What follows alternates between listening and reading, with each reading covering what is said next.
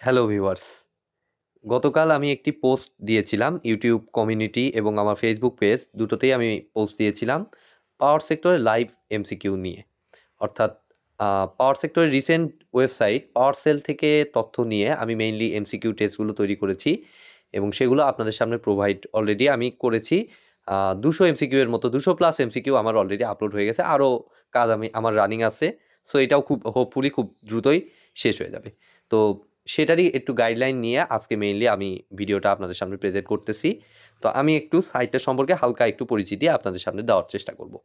যেহেতু আপনারা অনেকেই বলেছিলেন যে পাওয়ার সেক্টর নিয়ে লাইভ এমসিকিউ, আমার এর আগে 5500 ট্রিপলি লাইভ এমসিকিউ করার পরে এই পাওয়ার সেক্টর নিয়ে অনেকেই আমাকে বলেছিলেন। তো সেই রিকোয়েস্টে আমি এই সাইটটা তৈরি করি। তো দেখুন আমি যে কাজটা করব, আমি যদি একটু পোস্টটা একটু দেখাই, আমি ইউটিউবে চলে যাচ্ছি। এখানে গিয়ে আমার চ্যানেলটা আমি সার্চ করে নিচ্ছি ইলেকট্রিক্যাল ইঞ্জিনিয়ারিং সলিউশন।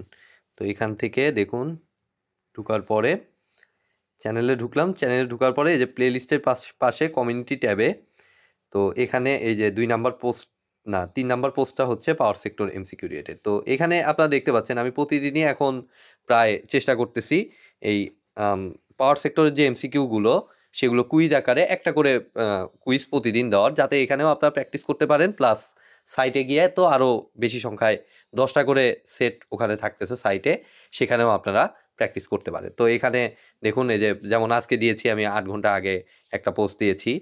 তো এরকম প্রতিদিনই আমার কিন্তু চলতেছে এটা। ঠিক আছে? এটা হচ্ছে রানিং। এখানেও দিচ্ছি, প্লাস ওখানে তো আমার রানিং আছেই। তো এখান থেকে দেখুন আমার এইখানে কিন্তু এই যে পোস্টের নিচে আমার কিন্তু লিঙ্ক দেয়া আছে। এটা হচ্ছে শর্টকাটে এখান থেকে ক্লিক করে আপনি যাইতে পারেন, অথবা আপনি ক্রোম থেকেও যাইতে পারেন। কিন্তু ক্রোম বা গুগল থেকেও আপনি যাইতে পারেন। তো এটার অ্যাড্রেসটা হচ্ছে পাওয়ার সেক্টর। এই দেখুন এই পুরোটা কিন্তু লিখতে হবে। পুরোটা লিখে M1 এটা আপনার কেটে দিন। এই যে power sector MCQ live test .blogspot.com, ঠিক আছে? এই পুরোটা আপনাকে লিখতে হবে যদি ক্রম থেকে আপনি লিখতে চান। কারণ এটা তো নতুন সাইট, এটা আসলে সাজেশনে ওইভাবে আসবে না। ঠিক আছে?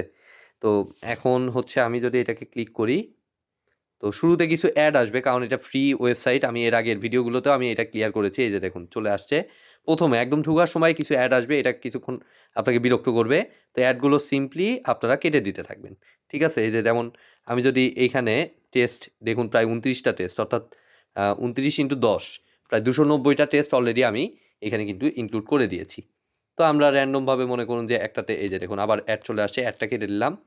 আমি যদি যেকোনো একটাতে ধরুন যে ধরলাম টেস্ট 23, এটা রিড মোডে ক্লিক করলেও অ্যাড অ্যাড আসার কথা। তো দেখুন এই যে অ্যাড চলে আসছে। তো প্রথমে এটা আসবে, এরপরে আস্তে আস্তে সাইটে থাকলে আর সেভাবে অ্যাড আসবে না। তো দেখুন এই যে রিড মোডে আমি ক্লিক করলাম, এই যে দেখুন আমার চলে আসছে।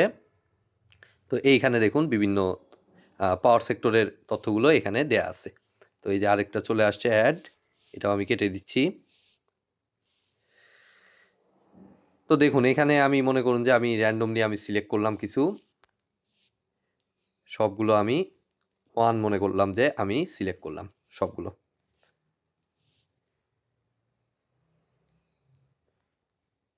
কারণ আমি এইখানে সঠিক ভুল এগুলো যাচাই করতেছি না, কারণ এখানে আপনাদেরকে দেখাবো যে সঠিক উত্তর আসলে আসলে কেমন রেসপন্স, বা ভুল উত্তর আসলে কেমন রেসপন্স, এই জিনিসটা দেখানোর জন্য সব র্যান্ডমলি আমি সিলেক্ট করে নিলাম। ঠিক আছে? এখন দেখি কয়টা কারেক্ট হলো। দেখুন আমার 4টা কারেক্ট হয়েছে। ঠিক আছে? তো আমি যদি একটু উপর থেকে আসি, এখানে দেখুন এই যে বাংলাদেশে পার ইউনিট বিদ্যুৎ খরচ কত, আমি 10.56 টাকা দিছি। এখানে সঠিক উত্তর হচ্ছে 8.84 টাকা। এটা ভুল হয়েছে। ঠিক আছে?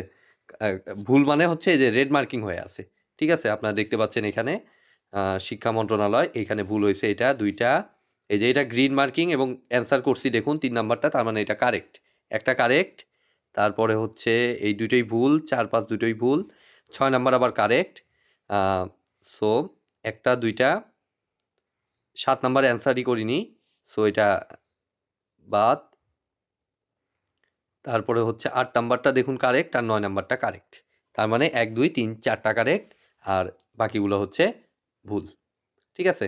তো আনঅ্যান্সার্ড যেটা, এই যে দেখুন আমি 7 নাম্বারটা আনঅ্যান্সার্ড রেখেছিলাম, সেটাতে কিন্তু আমার আম ভুলও ধরছে, প্লাস আমার এখানে কিন্তু সঠিক উত্তরটার পাশে দেখুন গ্রিন মার্কিং হয়ে আছে। ঠিক আছে? তো এইটার মতো সিমিলার মনে করুন যে আরও যদি দেখতে চাই, মনে করুন যে 1 নাম্বারটাই আমি দেখাই।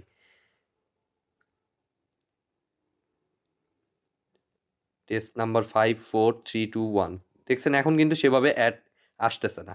ঠিক আছে, এইখানে এই যে রিড মোডে ক্লিক করলাম, এখন হচ্ছে এই যে দেখুন বাংলাদেশের বিদ্যুৎ খাতে প্রধান উপদেষ্টাকে, বিদ্যুৎ সচিবকে, এই ধরনের রিসেন্ট তথ্যগুলো আপনার পাওয়ার সেল ওয়েবসাইট থেকে এই তথ্যগুলো চেক করে আপনারা কিন্তু দেখতে পারেন যে এগুলো আসলে ভেরিফাইড ইয়েগুলো আমি দিয়েছি কিনা। তো এছাড়াও আরেকটা বিষয় আমি বলতে চাই, আপনাদেরকে একটু ক্লিয়ার করতে চাই। এটা তো আমি 290 এর মতো এমসিকিউ করেছি এবং ওই ওয়েবসাইট থেকে আরও তথ্য জোগাড় করে এটা হোপফুলি খুব দ্রুত হয়ে যাবে। আশা করতেছি 10 থেকে 12 দিনের মধ্যে সাইটটা কমপ্লিটলি রানিং হয়ে যাবে। তো আপনারা কিন্তু চাইলে এইখানে এই অ্যাড্রেসে ঢুকে আপনারা লাইভ কিন্তু এমসিকিউ টেস্ট দিতে পারেন।